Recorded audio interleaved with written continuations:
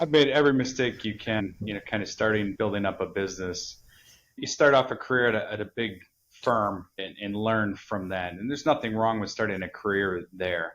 But then when you transition from a big firm to a smaller firm and more an entrepreneurial environment, there's so many other aspects that go into your wealth. Today on the show, I'm happy to have J.R. Gondeck. His company is the Lerner Group at Hightower Advisors.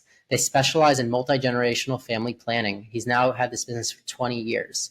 And we were just talking about the importance of not rushing into decisions. You share with us some stories around why you've learned that lesson? I've made every mistake you can, kind of starting building up a business.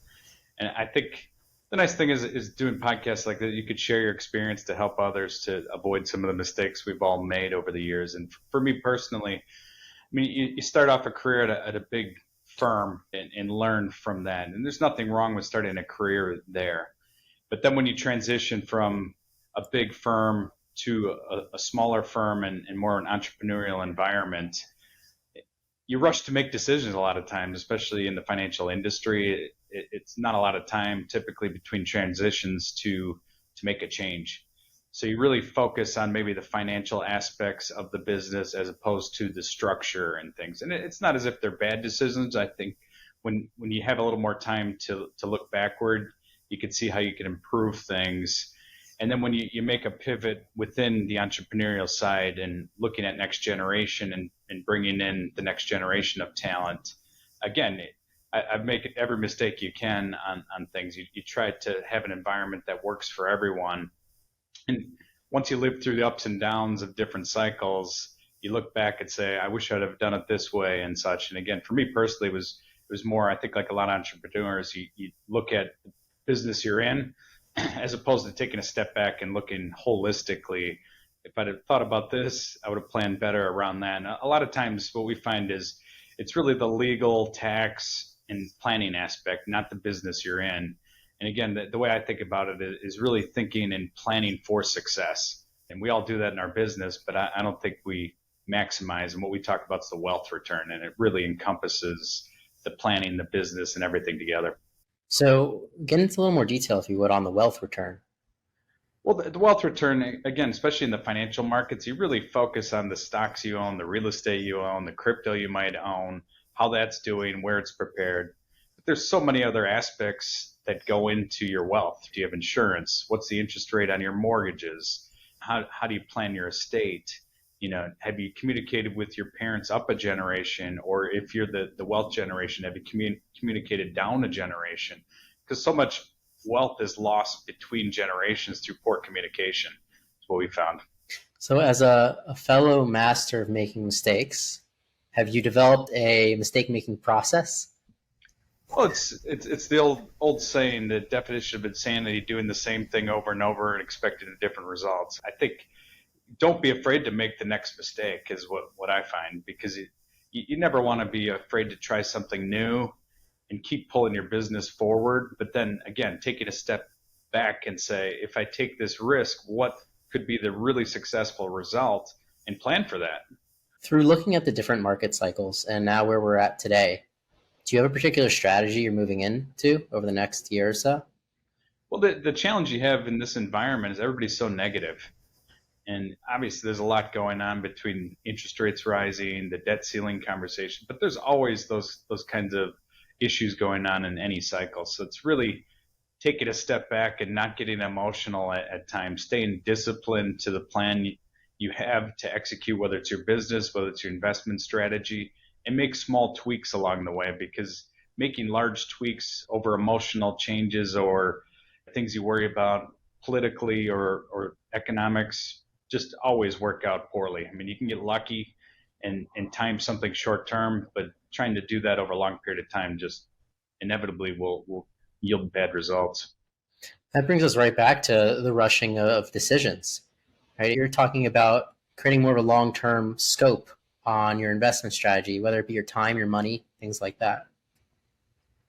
Yeah, and when you look at that, it's the same thing. If you have children or if you plan to have children, you really need to be thinking about that as part of your investment strategy, as part of your business strategy, to make sure you properly plan. Because it's great to have a lot of success. And when your business is very successful, you look back and there's a lot of tax consequences or other planning aspects that you look back and say, I wish I would have done it this way instead of that way. And again, a lot of it is just rushing into a lot of those decisions and looking at the transaction in front of you or the business in front of you instead of pulling in your financial goals, your family goals, and like I said, overall family estate planning together is where you maximize kind of that wealth return for your overall family.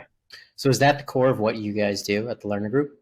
Absolutely. I mean, what you find is it's very difficult because talking about money and families is just a very difficult conversation. And when you get to the matriarch and patriarch of a family, especially as you get closer to the end of life, it's just difficult to think about you passing away and having those difficult conversations. So it's really a challenge because we see it all the time. And without good communication, parents or grandparents might be funding certain college vehicles for their children or grandchildren, and there's just duplicate planning.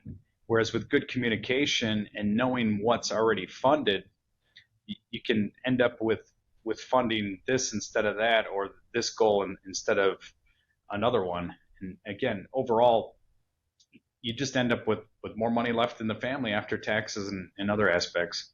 So at what stage in a person's life do you suggest them starting this process? I don't think you could start early enough. I have 6 children, and again, just starting, and again, they start from 13 down to 5.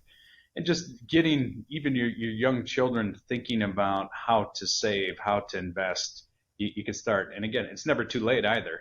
So if you're later to start the process, and again, family communication is so important. We walk so many families through what we call family meetings, where it really, you could share the level of detail you want.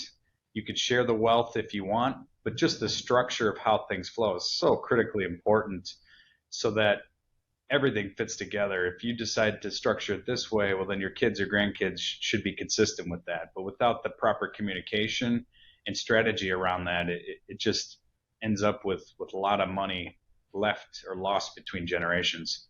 Yeah, we definitely want to avoid money being lost from generation to generation. You want to keep it. Well, and you look at that, it's the old saying, shirt sleeve to shirt sleeve in 3 generations. And a lot of that is just because of poor planning and poor education of the next generation. Because a lot of families are concerned about taking the fire out of the belly, so to speak, of the next generation. And it's really not what it's about. It's about proper education. And again, through good planning, whether it's trusts and terms within that, you can build the concerns you have and solve for those if you communicate. If you don't communicate, a lot of times what you find is a lot of money is just dumped on unprepared next generation, and that's where you end up with that third shirt sleeve where the money goes quickly. So as far as education is concerned, like what do you do with your kids to make sure that type of thing doesn't happen? Well, it depends because again, children, like everybody, all have different personalities and interest levels. So it's really kind of catering to what interests them and then bring it back into kind of the long-term focus on either saving or investing or how to think about things. And I just kind of talk about what I'm doing overall, whether it's through investing in the markets or the business or real estate. And like I said, you can always find some level of interest. And then other things that are really good is if they're interested in certain companies or certain gaming, bringing that back that, hey, this is a really good company. And if you save your money and invest it in your interest, long term, you could save a lot of extra money by being disciplined. And again, it's a slow process over years. A lot of those things, you just try to find little tidbits that resonate with your children overall to just kind of set the stage for that long-term discipline and preparedness that families need. As far as what you're currently looking at investing, is there any favorite sectors or assets that you're currently hitting? Well, the challenge you have in this environment is the banking overhang. So it's really difficult to invest in anything financial related. And so it's easier, I think, in this environment to avoid, overall, because again, you have this pending challenge with office real estate, people working from home, permanent hybrid model. I mean, my team has been hybrid since July of 2020, where Tuesday, Wednesday, Thursday in the office, Monday, Friday, work from home. And again, it's great for employees and morale. It's really bad for office properties overall. And again, with the overall financial concern in the banking system, it's a difficult environment to kind of be in either area. On the other hand, the rest of the economy, I mean, thinking about it very simply, you continue to create jobs and there's wage growth. And if consumers are 2/3 of the overall economy, it's hard to see a major slowdown. So we're really kind of investing in everything else and avoiding the sectors that clearly have some challenge ahead. So maybe some people should invest in creating software companies. Well, and that's a challenge. What you see over the last 6 to 9 months is a lot of the big tech firms are eliminating jobs, and they're trying to trim the excess hiring they did during the pandemic because growth rates have slowed down.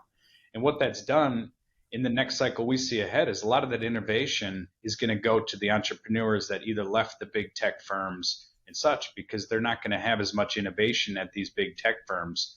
And what will happen is as entrepreneurs set up their own businesses in the next 3 to 5 years, the big companies will acquire those small companies like they do in the cycles. But the next 3 to 5 years, we just see innovation being done on a much smaller scale with the entrepreneurial environment. And that's why it's so important to really think about planning for your success as you're starting a business and doing things. Really think about it long term. Just don't think about the business idea you have. Put it all together as you're getting started.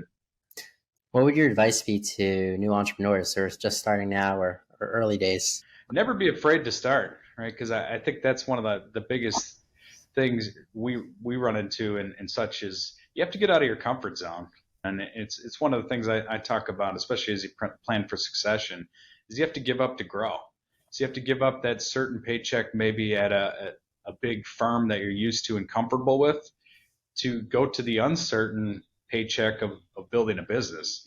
And it's a scary endeavor a lot of people run into, but without taking that risk, you're not going to have the reward. And again, as you're taking that risk and contemplating it, make sure you're thinking holistically about the legal setup, tax setup, and the business model you're putting all together. So, JR, if any of our listeners wanted to reach out to you for your expertise or your company, how could they do so? You can reach us either through LinkedIn, so J.R. Gondeck through LinkedIn, or Lerner Group Hightower Advisors. Our website has a lot of content, podcasts, and other educational material as well. Well, thank you, JR, for being on the show. And thank you, everybody, for listening to another episode of Failing to Success. I'm your host, Chad Kalecki with Cosmic Design and Development. Make sure to subscribe, and we'll see you next time.